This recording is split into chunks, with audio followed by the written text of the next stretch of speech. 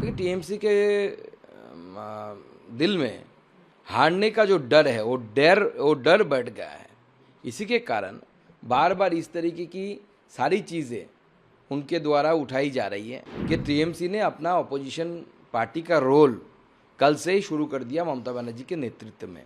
अब नेता जब ऐसे करने लगेंगे तो बाकी लोग भी ऐसे ही करेंगे ना, तो सारा जो उनका जमावड़ा है, जो जमात है, सारा वही कर रहा है। देखिए डायमंड हार्बर, मोगलाहाट, ऐसे बहुत सारे असेंबलीज़ पे 3 असेंबलीज़ में 15 बूथों पर रीपोलिंग हो रहा है और मुझे तो लगता है ये संख्या बहुत कम है और फलता को लेकर अभी तक कोई डिसीजन नहीं आया। मालूम नहीं इलेक्शन कमीशन इसके बारे में क्या सोचेगा, क्या करेगा। लेकिन फलता में तो बहुत सारे बूथों में सेलोटेप भी लगाया गया, इत्र भी डाला गया। बीजेपी की ईवीएम में जो जहाँ पे सिंबल थी उसके सामने वाले बटन पर लोगों को डराने के लिए कि वो बीजेपी को वोट ना दे तो बाहर पता चल जाएगा।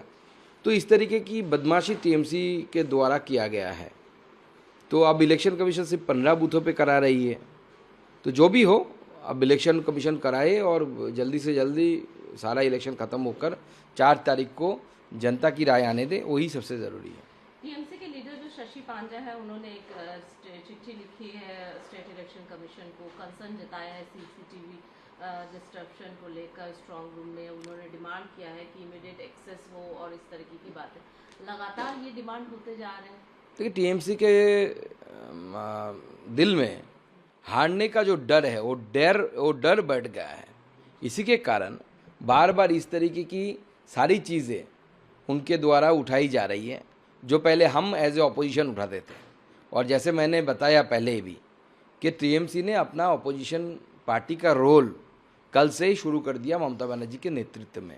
अब नेता जब ऐसे करने लगेंगे तो बाकी लोग भी ऐसे ही करेंगे ना, तो सारा जो उनका जमावड़ा है, जो जमात है, सारा वही कर रहा है।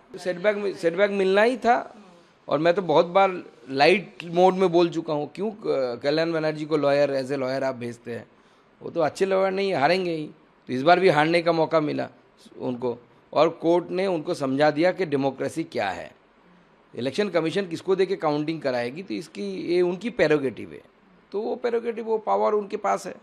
और वो तो ऐसे नहीं कि कोई कॉन्टेक्चुअल लोगों से करा रहा है, जो परमानेंट गवर्नमेंट एम्प्लॉई है उनके द्वारा किया जा रहा है।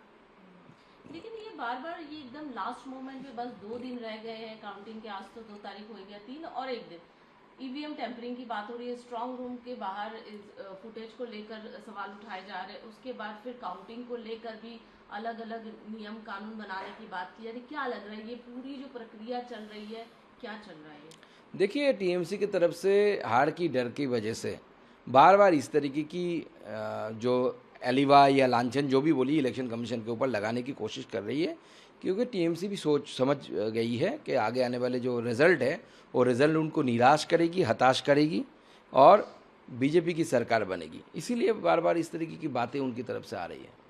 डायमंड हार्बर को लेकर बहुत बड़ा चैलेंज किया था इस बार अभिषेक बैनर्जी ने की। पिछली बार तो देख लिया था, तो भी एक बार मतलब इनको नंबर मिल गए थे डायमंड हार्बर या फाटा में।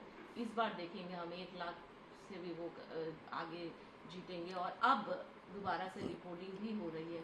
क्या कहेंगे? देखिए डायमंड हार्बर में डेमोग्राफी भी हमारे लिए थोड़ा चैलेंजेस है। ऐसा नहीं कि कुछ असेंबली तो हम अच्छी पोजीशन में हैं, लेकिन बाकी जगह पे डेमोग्राफी लास्ट 75 सालों में चेंज हो गया।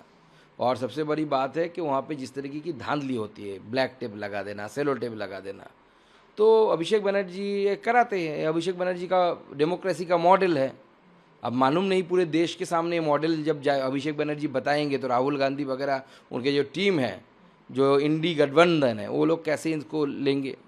सीखना चाहिए अभिषेक बनर्जी से उन लोगों को। देखिए शुभेंदु दा ने हमारा पार्टी का जो लाइन है, उस लाइन के तहत ये बात कही है, क्योंकि हमारा पार्टी मानता है कि मैं कल भी बोला, इससे पहले भी बोला, बहुत बार बोल चुका हूँ कि हमारे सामने जो खड़े हैं वो हमारा अपोजिशन है, एनिमी नहीं है।